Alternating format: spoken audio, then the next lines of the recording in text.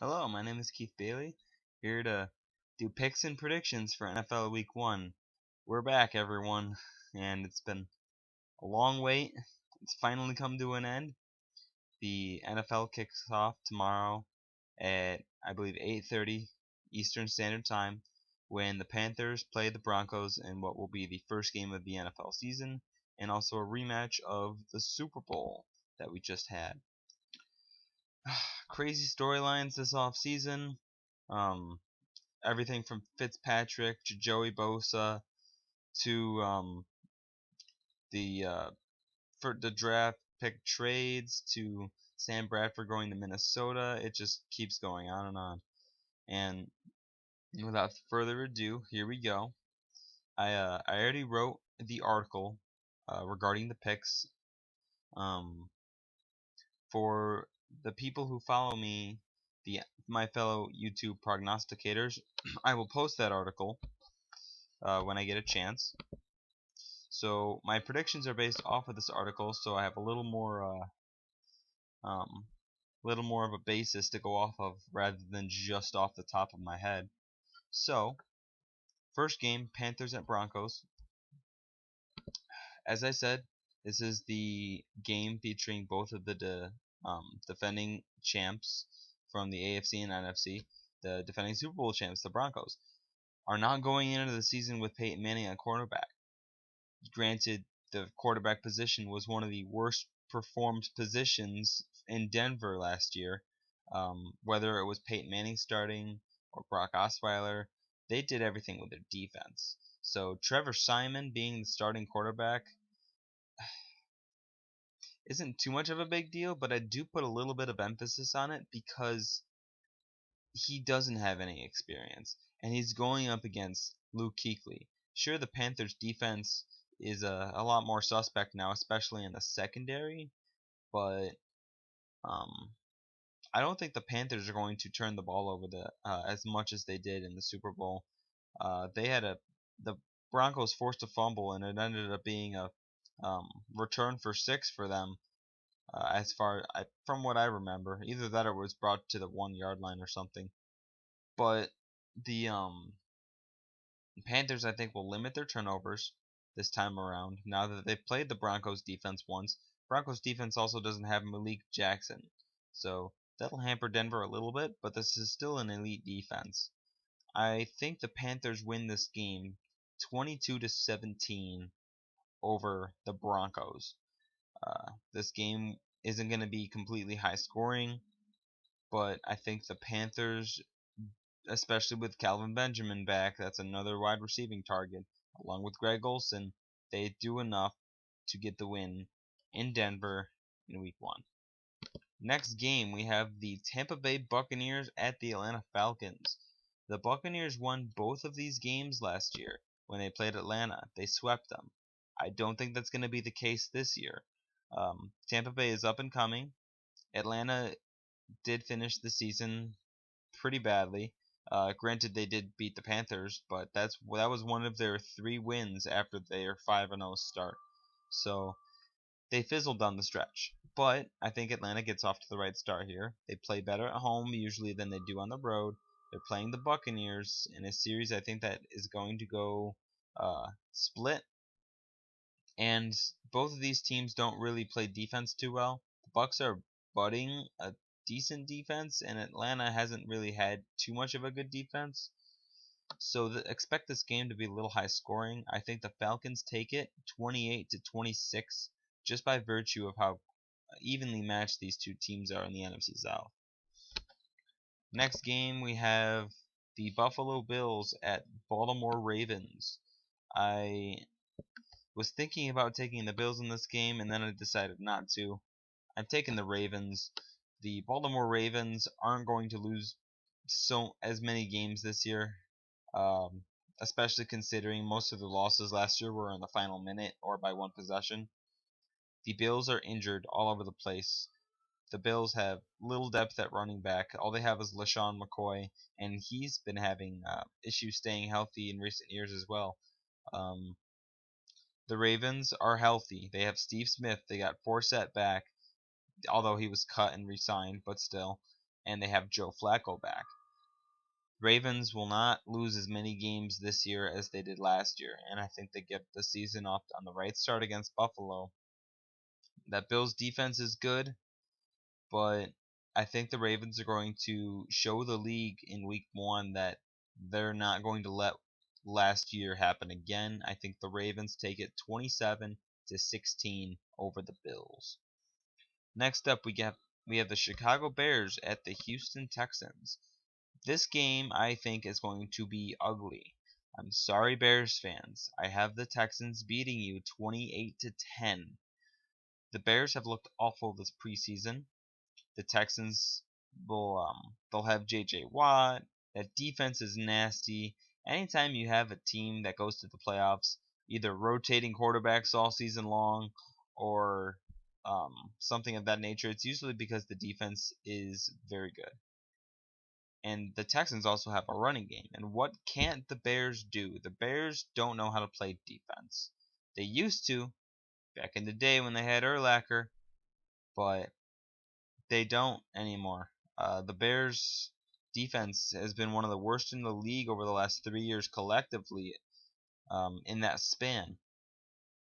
So I believe the Texans will have an easy time with Chicago. Next up, we have the Green Bay Packers at Jacksonville Jaguars. I wrote in my article, I was like, what better way for an up-and-coming team to prove they're for real than a home date week 1 against a team that's contending to go to the Super Bowl?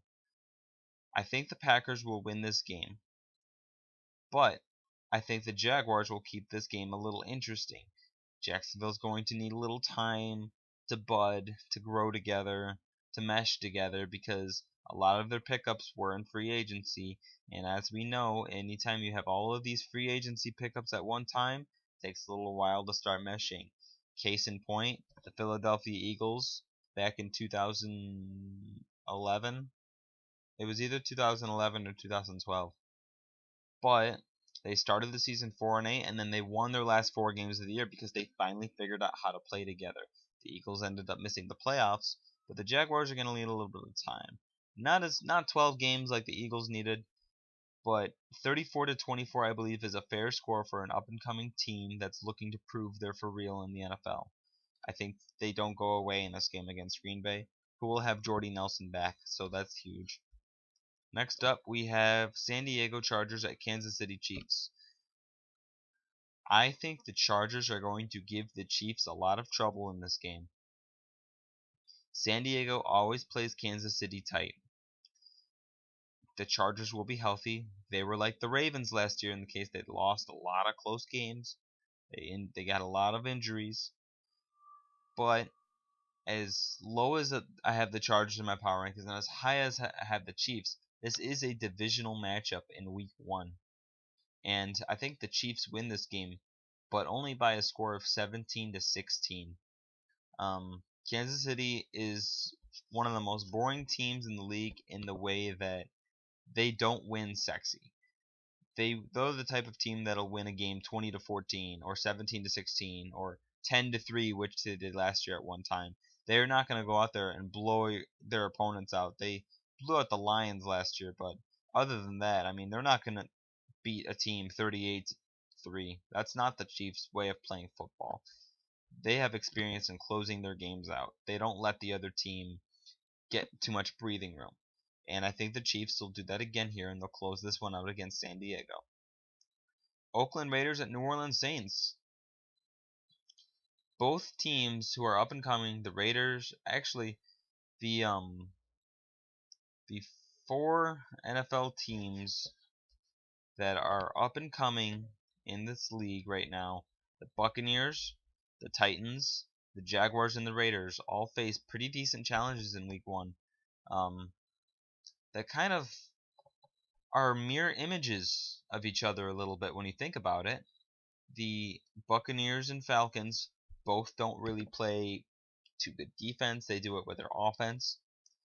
The Titans and Vikings are mirror images in the way that they're going to rely on their running game and lean on their defense a little bit to win games. The Packers and Jaguars believe in airing the ball through the field to win games, and the Raiders and Saints believe in also offense to win their games. However, the Raiders' defense is better than New Orleans, which I think is the difference here. I think the Raiders going to New Orleans and they show the league, we're the Raiders, we're back.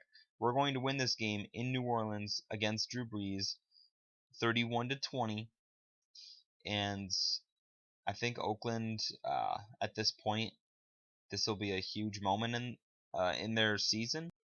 You get granted it is week 1, but I'm not that high on the Saints. I mean, they can have Drew Brees all they want, but if that defense is allowing 30 plus points a game, they're not going to win many games.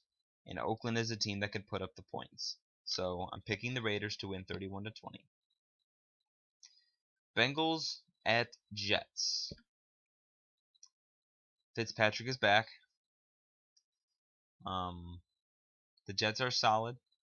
They have good talent around him. But I think the Bengals will win this game. It'll be close. I think the Bengals win 20-17. But Andy Dalton is back, and the Cincinnati Bengals have been one of the granted they don't know how to win in the playoffs, but the Bengals have been one of the best teams in the league over the last 5-6 years. So I believe Cincinnati gets this win, 20-17 over the Jets in week 1. Next up, I call this is the toilet bowl game of the week. We have the Cleveland Browns taking on the Philadelphia Eagles in the least exciting game of week 1. Or most exciting, depending on how you slice it. I mean, think about it. Who did the Browns trade that second pick in the draft to? The Eagles, who play the Browns once a year. No, once every 4 years, excuse me. The Eagles and Browns play once every 4 years, and they just happen to play week 1. Do you know the odds of that, especially after a trade of that magnitude? The odds of that happening are about this, maybe not as crazy, but almost the same as the odds of Mariota and Winston playing each other in week 1, and the last time they both played as quarterbacks were against each other in the national championship. But this is just crazy to think about, because Carson Wentz has an opportunity to show Cleveland, hey, you should have stayed at 2 and picked me up. And this is what I'm going to do to your team because you didn't do that. I think the Eagles win 23-13 over the Browns. Browns are trying something interesting. There's skeptical thoughts on whether or not it'll work, but time will tell. But I think I don't think the Eagles are going to do well this year, but I think they get off on the right foot here and beat the Browns 23-13. Minnesota Vikings at Tennessee Titans. This game drives me nuts because I am a Titans fan. And there are a lot of signs pointing to the fact that Tennessee could win this game. Teddy Bridgewater isn't starting. Both of these teams do, so that gives Tennessee an edge quarterback-wise. I think Mariota is better than Sam Bradford or Sean Hill or whoever's going to start. The Vikings have a better run game than Tennessee, but Tennessee also is a team that's going to run the ball. And both of these defenses are solid. The fact that Minnesota is starting Sean Hill or Sam Bradford masks the Titans secondary a little bit, because Tennessee's secondary is suspect to giving up a lot of big plays. That secondary is definitely the weak spot on the team. It's masked by the play of the front 7 that performed very well last year, and was the reason Tennessee was ranked 12th in the league. So, I mean, there are a lot of signs pointing to the fact that Tennessee can win this. But, and I even said that I would pick them to win, but I am backing up now. I'm saying the Vikings will still win this game. I think the Vikings win this 16-14. This is going to be that type of game because it's going to be running games and it's going to be defenses. Adrian Peterson is a better running back than DeMarco Murray and Derrick Henry. And I think Minnesota, with questions at quarterback, goes into Tennessee and gets the win, but I think Tennessee makes their life a living hell in doing so. We'll see what happens, but that's the way I'm going. I'm picking the Vikings to beat the Titans. Miami Dolphins at Seattle Seahawks. This is my lock of the week because I don't think there's any way. I mean, I usually say this about once a year, where I say there's no way something then can happen, but it ends up happening. So, yeah, it's the NFL. You never know. But I highly doubt the Dolphins are going to go into Seattle and beat them. Ryan Tannehill, they got Jarvis Landry. I mean, they don't know who. I mean, I think Arians Foster starting at running back. Jay Ajayi, I don't know what's going on with him. I think Seattle takes it 30-13, and this is my lock of the week. Seattle's too good of a football team to lose their Week 1 home opener to the Miami Dolphins of all teams. New York Giants at Dallas Cowboys. I am going with the Giants in this one, 33-24. This game will be a little high scoring. Dak Prescott has to get his feet wet a little bit, and I think this starts off as a loss. I think he performs well, but if Romo was playing in this game, I would pick Dallas. I am not completely sold on Dak, as impressive as he's looked, because it was preseason, and things are about to speed up a lot more. So hopefully he responds well, but right now I have the Giants beating the Cowboys 33-24. Detroit Lions at Indianapolis Colts. I said that the Lions would do bad this year. I'm sticking by that, but that doesn't mean I think they're going to get blown out a lot. I think that the Colts will win this game 31-28 over Detroit. The only reason I have Detroit scoring that many points is because the Colts defense is awful. The Colts win their games trying to outscore you. They're kind of like the Saints of the NFC, only that defense is just a little better. And that's not saying much. I know. It's the Saints defense we're comparing them against. But I think the Colts take it. Lions have the tools, even without Megatron, to put up points in this game just by the fact that the Colts don't have a good defense. Patriots at Cardinals. Jimmy Garoppolo's performed well, but this is a different monster. This is the Arizona Cardinals defense in the desert. I think the Cardinals win this game 29-17 over the Patriots. Jimmy Garoppolo has a little bit of a rough day in this one because it's week 1, NFL. He's got the cast around him, but he's playing the wrong team in his first NFL in his week 1 start for New England. He's playing the wrong team. He's more better suited for a first game against like the Rams, the Niners, something to get his feet wet a little bit. This is throwing him into the fire, literally, against one of the, if not the best team in the NFL. So, I don't think the Patriots will win. 29-17, I believe, will be the score. Pittsburgh Steelers at Washington Redskins. All of this talk about how Pittsburgh and all of their injured or suspended players, and guess what? They'll be fine. The Steelers are going to be fine. I think they'll beat the Redskins. Redskins will keep it close. 27-20, I think, will be the score of this game. The Steelers have Antonio Brown still. They have D'Angelo Williams running the ball for 3 weeks. They're going to be fine. So, Steelers win that. I'm not too sold on Kirk Cousins quite yet. He's got to show me more than one season's worth of stats. Lastly, what kind of hell kind of game is this for the last game of the week 1? It's the Los Angeles Rams at the San Francisco 49ers. I'm picking the 49ers in this game, 17-14. It's Case Keenum versus Blaine Gabbert. Tell me how sexy a matchup that is. Snicker, laugh, snicker. 49ers, I mean, who cares who wins this game or who wins this game, really? Niners take it 17-14. Those are my picks. Thank you for watching. Please subscribe to my channel. By the way, we are doing a fantasy football prognosticators league. And here, let me just load that up real quick.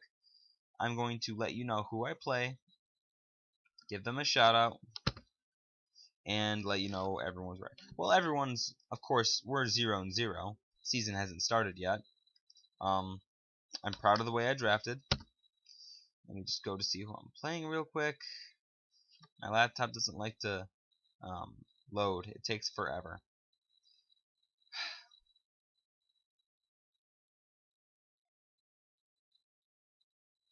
Still loading. There we go. Alright, in my fantasy league. You know what? I'm just going to go to my phone. Fantasy. I'll get there faster.